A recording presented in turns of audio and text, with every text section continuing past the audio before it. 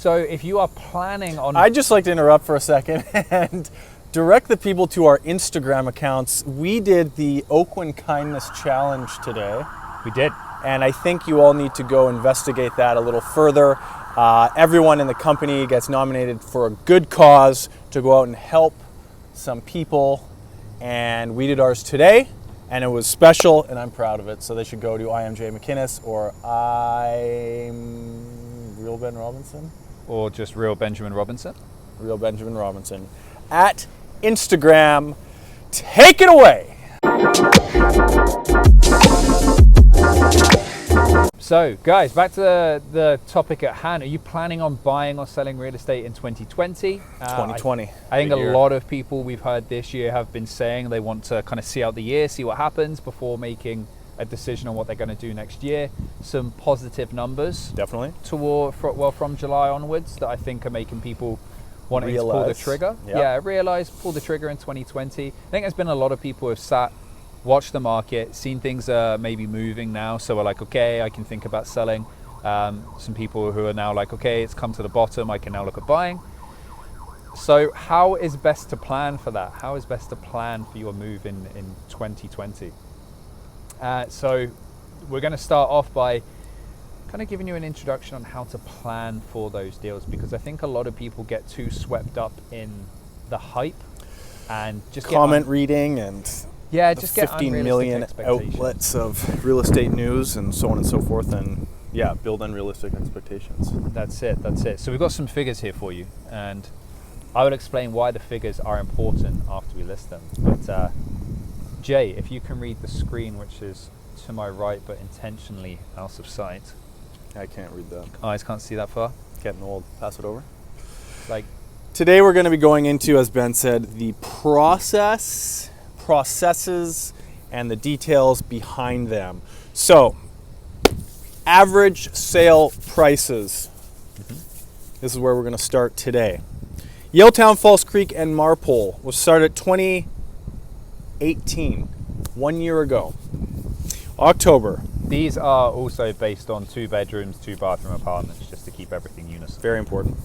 So the average Yaletown 2-bed, 2-bath sale in 2018, 1.487 million. Moved to 2019, 1.124 million. A difference, as we can see. False Creek. Well done, Sherlock. 1.140 million was the average. False Creek 2019, $1,085,000. So lower, not quite a drastic jump as Yaletown.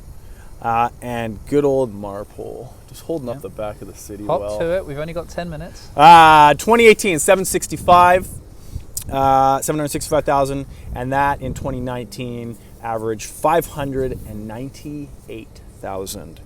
So clearly the biggest jump being in Yaletown. Yeah, and I think, it's obvious, like everyone who's been keeping any eye on the market at all, everybody knows prices have dropped from 2018 to 2019.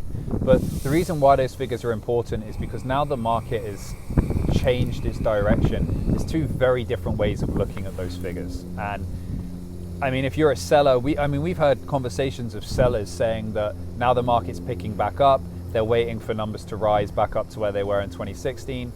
Back to where they were in the peak and onwards. And then on the other hand, we've heard buyers say that no, this is just fear of missing out, the market's still going to come down. So I mean, which is going to be which? And one is always going to be wrong, maybe both are going to be wrong. And so that's why the numbers are important, because if you're planning your 2020 real estate activity based on opinions and not the realities, then you're just in for a very rough journey in whether you're buying or selling. Yeah, and I think a lot of people, and we do talk to a lot of people that think, well, once it gets back up to where it was, I'm going to do this or that. I think is very dangerous if you just look at the bare minimum of the reality behind that and what was taking place in that market climate, the ridiculousness, the lack of foreign buyers tax, the what's the phrase? The water raises all ships, or whatever it is. You know what I mean? With that mentality in the market, it was close to that. I truly don't believe we're going to see that again. I think we're going to continue coming up, but I don't think we're going to see that extreme measure again, and then it comes back down to, well, we'll go into what it comes down to. Yeah, but I mean, the reality is if you're a seller and you're seeing these recent figures and seeing the market is on the up, yes, technically the home buyer demand is increasing, and it puts pressure on prices and the state of the market. However, last month's average, the home price index, only increased by 0.2% from the previous month. So for those of you thinking if you list in spring, it's going to be an extra 10% on top of your home, maybe if you wait until the fall, it's going to be an extra 20%. You don't know what the market's going to be like at that time. And it's, even if the market continues upwards, what are you basing it's going to be an extra 10 or 20% on? Are you assuming because it dropped 10, 20% that it's going to rise 10, 20% in the space of a year? When I was having a conversation earlier, speaking of that, to Mr. JL, he said, I read that we're expecting a 15% increase next year in the market. Yeah. Which is ridiculous. No one has a crystal ball, but you're essentially, from where we are now, jumping back up to that, you're going almost back to where we were again at that peak. And as to Ben's last point, all this activity you're hearing about, the news is talking about it again. Again, you go online, you can see everything there. It has definitely picked up activity-wise, but only in price-wise up in the index 0.2.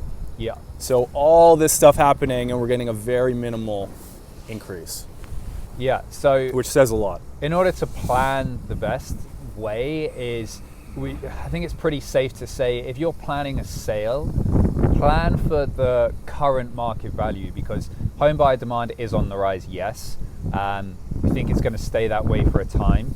So I think we're safe to say unless anything unforeseen happens, there's not downward pressure on prices, so your property price is coming downwards. So if you base it on a market value as of now, plan for the worst, and then any improvements are just better.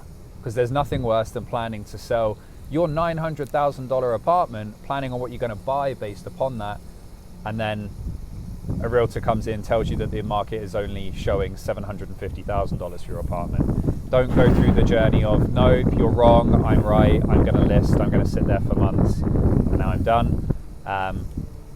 That's it. You can only come to market once, so plan accordingly. And then buyers on the other side as well, it's so easy right now to come across articles, news readings, Facebook pages, Facebook opinions based on it's the fear of missing out, it's a hiccup, there's a recession coming.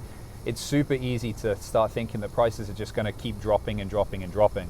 As you can see by those figures, they've already dropped quite substantially. I mean, you're telling us a few $100,000 off of a home in a year. So if you think that that's going to continue happen with the activity that we're having right now, again, you're going to be sorely mistaken. Your best option, if you're looking at a property right now, your best option at best is it will be the same price when you come to buy, whether that be this time next year, spring, fall, whenever that may be. Yeah, and I think that people see this activity and they have these pictures of grandeur and what they're going to get into. But always keep in mind, I think that's very close, as we've talked about a million times, very close. The next conversation of this topic is, if you're selling today, you're assumably buying tomorrow.